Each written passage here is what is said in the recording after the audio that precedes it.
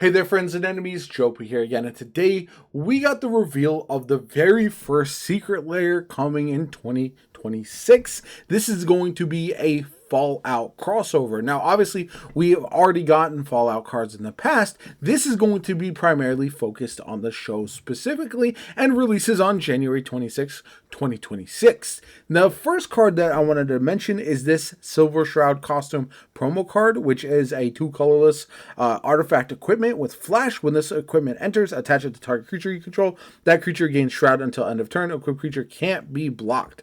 Equipped for 3 colorless mana. So this is one that you'll only be able to get, I believe, if you buy or if you spend $149. So definitely one that's going to be pricey to obtain, but still a pretty solid card overall. Now, as far as the actual Secret Lairs themselves, the first one is going to be Beyond Vault 33 with Lucy the Ghoul, Maximus, and then pre-war formal wear, spirit mantle, and then the power armor. So I do think this is a pretty interesting set. The commanders that you could potentially run are either Lucy the Ghoul or Maximus. Lucy is a 4 colorless and a white for a 3/5 with the golden rule. Whenever a token enters, you may have target player other than its controller create a token that's a copy of it, then you draw a card if an opponent created a token this way. Do this only once each turn. A very interesting card, not one that I necessarily am vibing with, but it could be interesting to build around, to say the least. Then you've got the Ghoul for a colorless and 2 black for a 2/3 zombie mutant rogue with first strike. Whenever the Ghoul or another non-token zombie or mutant you control dies, target player gets 2 rad counters. If that player is you, create a treasure token.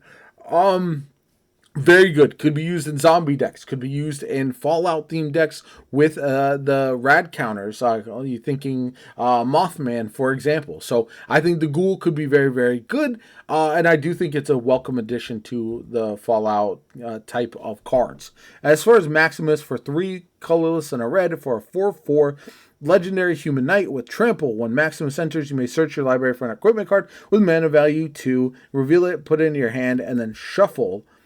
For a colorless and sacrifice an artifact, you get 2 energy.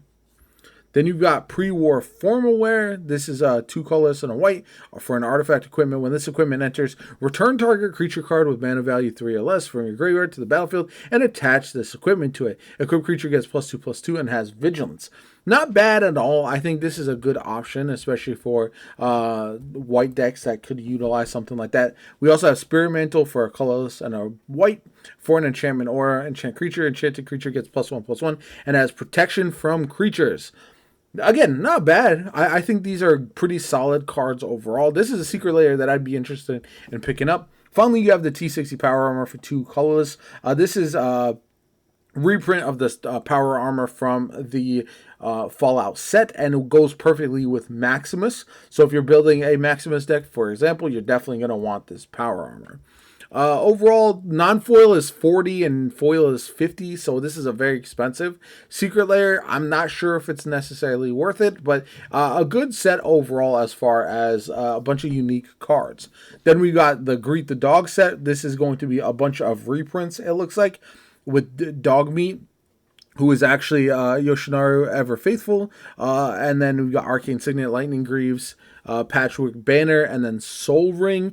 This is one that I'm not necessarily going to pick up. If you already have a Dog Meat deck, or if you love just dogs in general, or generally Fallout, maybe you pick this one up. This one's going to be a little bit cheaper at $29.99 or $39.99 for foil.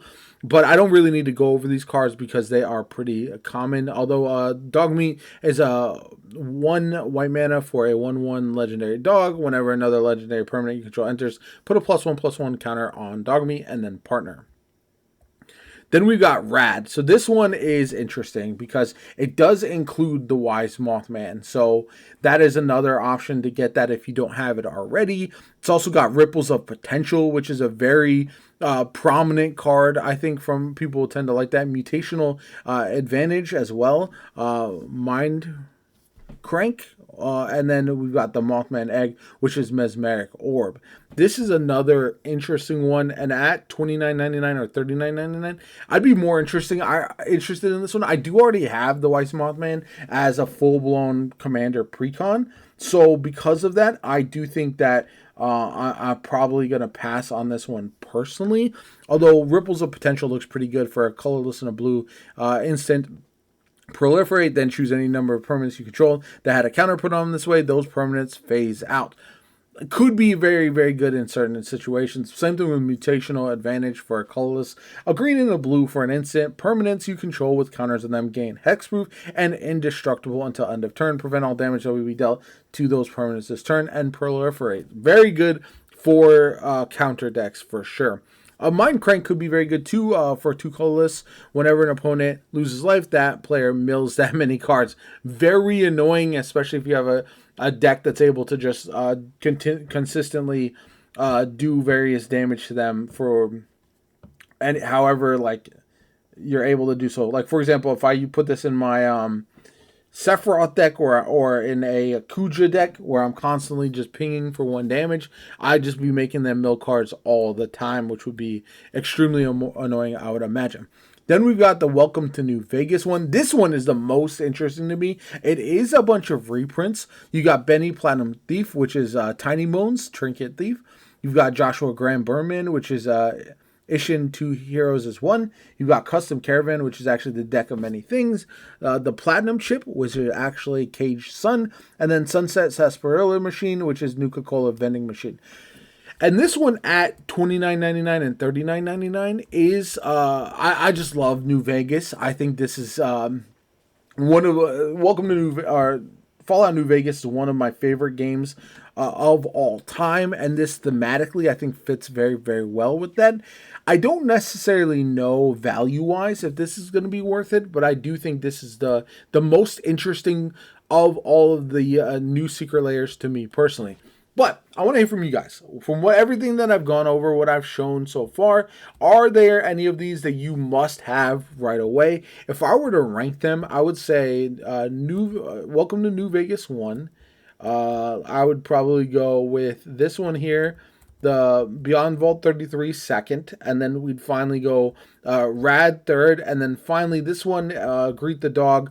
I love dogs. I don't want to make a dog deck, but ultimately this one just doesn't have things that I'm personally looking to pick up, or I need these specific prints. I have Arcane Signets, I have Lightning Greaves, I have Soul Ring on all that kind of good stuff, so I don't really need more of them necessarily. So let me know what you guys think in the comments down below, which ones you might be picking up. My name is Jopa. I hope you have a good one. I'll catch you all later.